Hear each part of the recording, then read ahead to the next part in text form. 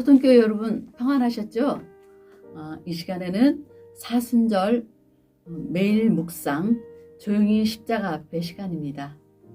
오늘 우리가 묵상할 하나님의 말씀은 마가복음 12장 1절에서 12절에 있는 말씀입니다. 제가 표준세 번역으로 봉독해 드리겠습니다. 예수께서 그들에게 비유로 말씀하기 시작하셨다. 어떤 사람이 포도원을 일구어서 울타리를 치고 포도즙을 짜는 확을 파고 망대를 세웠다. 그리고 그것을 농부들에게 새로 주고 멀리 떠났다. 때가 되어서 주인은 농부들에게 포도원 소출의 얼마를 받으려고 한 종을 농부들에게 보냈다. 그런데 그들은 그 종을 잡아서 때리고 빈손으로 돌려보냈다. 주인이 다시 다른 종을 농부들에게 보냈다. 그랬더니 그들은 그 종의 머리를 때리고 그를 능욕하였다. 주인이 또 다른 종을 농부들에게 보냈더니 그들은 그 종을 죽였다. 그래서 또 다른 종을 많이 보냈는데 덜어는 때리고 덜어는 죽였다. 이제 그에게는 단 한 사람, 곧 사랑하는 아들이 남아 있었다. 마지막으로 그 아들을 그들에게 보내며 말하기를 그들이 내 아들이다. 내 아들이야 존중하겠지 하였다. 그러나 그 농부들은 서로 말하였다. 이 사람은 상속자다. 그를 죽여버리자. 그러면 유산은 우리가 차지하게 될 것이다.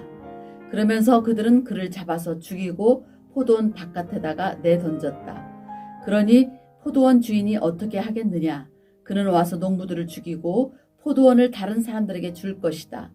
너희는 성경에서 이런 말씀도 읽어보지 못하겠느냐?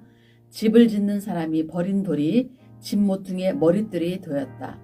이것은 주께서 하신 일이요 우리 눈에는 놀랍게 보인다. 그들은 예수께서 자기들을 겨냥하여 이 비유를 말씀하신 것을 알아차렸으므로 그를 잡으려고 하였으나 무리를 무서워하였다. 그래서 그들은 예수를 그대로 두고 떠나갔다. 아멘.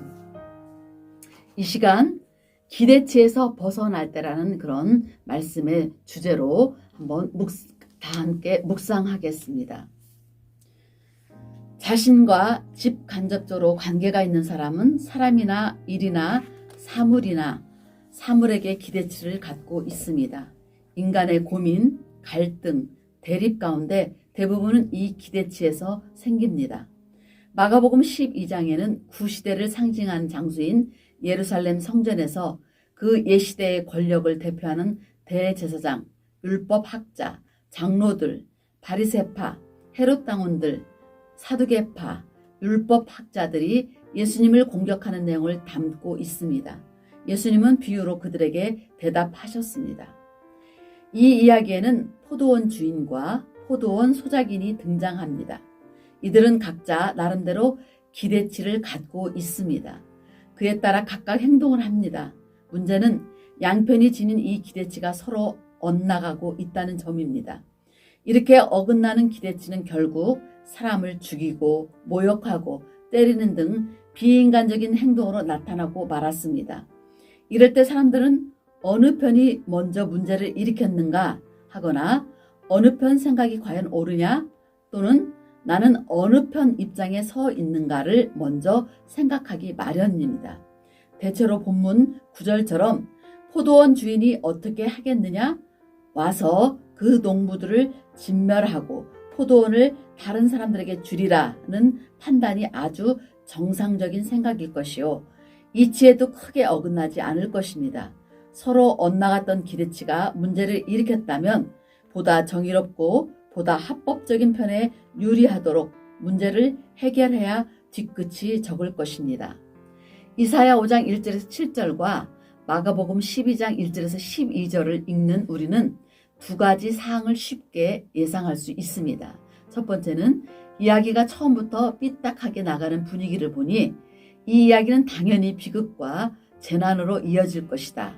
두 번째, 이사야 5장 7절에 보면 그들에게 공의를 바라하셨더니 도리어 부르짖음을 이었도다에서 드러나듯이 이 이야기에는 하나님을 대적하는 사람들, 특히 유대인의 행동이 이 일을 심판으로 마무리하는 중요 동기로 될 것이다. 본문에는 이 예상 두 가지를 깨는 요소가 갑자기 등장합니다.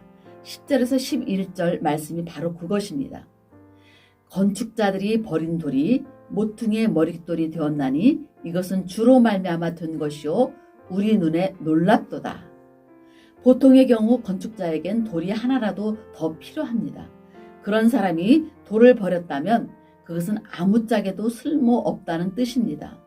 포도원 농부들은 여기서 모두 다 아니면 전무라는 싸움, 곧 죽기 아니면 살기식으로 행동하였습니다. 예수님의 십자가는 이런 인간에게 애정을 쏟은 것 자체가 애시당초 잘못이지 라고 생각하게 하는 사건일 수도 있습니다. 그러나 하나님께서 그 외아들을 무덤에서 일으켜 부활하게 하셨습니다. 이로써 죽음의 세력이 결코 생명사랑을 이길 수 없으니 세상의 그 어느 곳도 십자가를 통해 나타난 하나님 사랑을 억누를 수 없음이 증명되었습니다. 하나님은 포도원 농부의 반역을 보시면서도 너도 살고 나도 사는 길을 선택하셨습니다. 하나님은 윈윈 게임을 하셨습니다. 인간 편에서 보면 이보다 더 큰 배려, 더 큰 사랑은 일찍이 그 어디에도 없습니다. 이를 굳게 믿는 사람들은 오늘날 그리스도와 함께 평화와 사랑의 일꾼이 되었습니다. 환경과 처지를 뛰어넘어 그리스도를 뒤따르는 사람이 되었습니다. 하나님은 사람이 잘못한 것을 심판하고 내치는 것으로 끝내지 않는 분입니다.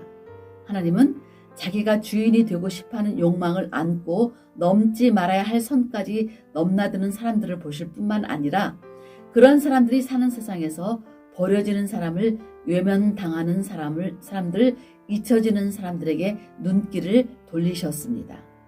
취업에 실패한 젊은이들에게 전에는 3포 세대란 말이 있더니 요즘은 5포 세대라 합니다.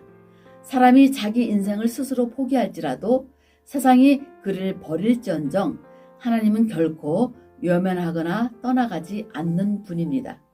건축가가 버린 돌도 모퉁이의 머리띠게 되게 하시는 분입니다.